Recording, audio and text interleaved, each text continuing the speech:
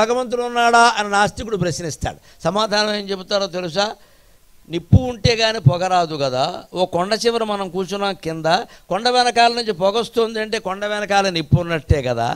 ఇంత సృష్టి ఇలా జరిగింది అంటే ప్రతి గ్రహము ఎక్కడా ఒక్క నిమిషం తేడా లేకుండా తాను కేటాయించినటువంటి మార్గంలోనే శతకోటి నక్షత్రాలు గ్రహాలు అన్నీ సంచరిస్తున్నాయి అంటే ఇదంతా జరిపించడానికి ఒక మహాకర్త ఉండాలా వద్దా? అందుకని భగవంతుడిని అనుమాన ప్రమాణంతో నిర్ధారణ చేస్తారు.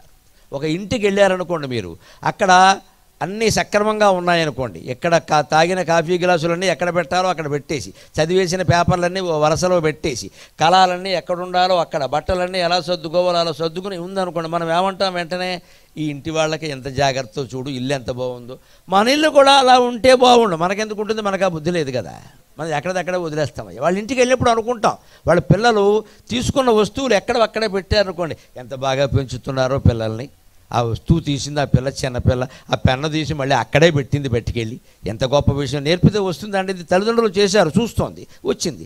అలాగే ఇల్లంతా ఒక సక్రమంగా సర్ది ఉంటే, ఎక్కడ అస్తవ్యస్తంగా లేకుండా ఉంటే మనం ఆ దంపతులను మెచ్చుకుంటున్నామా లేదా? అక్కడ ఆడదో మగాడో ఎవరో శ్రద్ధ చేయబట్టే కదండి అలా జరిగింది అక్కడ. మరి ఈ ప్రపంచం అనే ఇల్లు, ఈ సృష్టి అనే ఇల్లు ఎంత పెద్దదండి. అతల వితల సుతల మహాతల తలాతల రసాతల పాతాళాది అధోలోకాలు 7, భూలోక భువర్లోక సువర్లోక మహాలోక జనోలోక తపోలోక సత్యలోకాది ఊర్ధ్వలోకాలు 7, 14 లోకాల్లో ఉండే అనేక రకాల గ్రహాలు, నక్షత్రాలు, రాశులు ఏదీ కూడా తన దారి తప్పకుండా క్షణం తేడా లేకుండా సూర్యోదయం, సూర్యాస్తమయం, సూర్యగ్రహణం, చంద్రగ్రహణం సహా పక్కాగా అలాగే నడుస్తున్నాయంటే వెనకాల భ్రమరాంబాదేవి సహిత మల్లికార్జున స్వామి ఉన్నాడా లేదా? భగవంతుడు ఉన్నాడు అని చెప్పడానికి ఈ ఉదాహరణ సరిపోదా? ఓ చిన్న ఇల్లు ఇక్కడ ఈ వేదిక ఇలా సర్ది ఉంది అంటే మనం సర్దబట్టే కదా, లేత ఉంటుందా? మరి ఈ ప్రపంచం అంతా ఇలా ఉందంటే దాంట్లో కూడా సర్దుతున్నాడు ఖచ్చితంగా. మనం సర్దుకుపోయేలోగా ఆ విషయం తెలుసుకోవాలి, అదే భక్తి.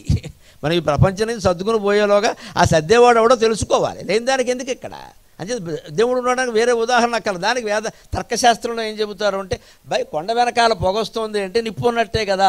ధూమోగ్నిరచలక పటోవా తంతుర్వా. ఇంకో ఉదాహరణ చెప్పారు. దేవుడు ఈ సృష్టి అంతా నిర్మాణం చేశాడు. ఎలా నిర్మాణం చేశాడో తెలుసా? యథోర్ణనాభిసృజతే గృహ్ణతే చ, యథోర్ణనాభిసృజతే గృహ్ణతే చ. సాలెపురుగు ఉంటుంది, అది తన నోట్లోంచే దారం తీస్తుంది. దాని నోట్లోంచే వచ్చింది, ఎక్కడి నుంచి రాదు అది. ఆ దారంతో ఇలా గూడల్లేస్తుంది మొత్తం. మళ్ళీ చిత్రం ఏంటంటే భగవంతుడు దానికి ఇచ్చిన శక్తి, ఎప్పుడైనా అది వెనక్కి లాగాలి అనుకుంటే ఆ గూడులో ఒక చోట ఉండి డాయ్ డాయ్ డాయ్ డాయ్ అని వెనక్కి లాగితే మొత్తం గూడు దాంట్లో గడిపోతుంది. ఇంత అద్భుతమైన నిర్మాణం కలిగిన ఇంజనీర్ సాలెపురుగు. ఆ సృష్టి చేసిన వాడు భగవంతుడే కదా. దాని నోట్లోంచే దారం వస్తుంది, దాంతోనే గూడంతా అల్లేసింది. మళ్ళీ కావాలంటే వెనక్కి లాగేస్తుంది. యథోర్ణనాభిసృజతే గృహ్ణతే చ.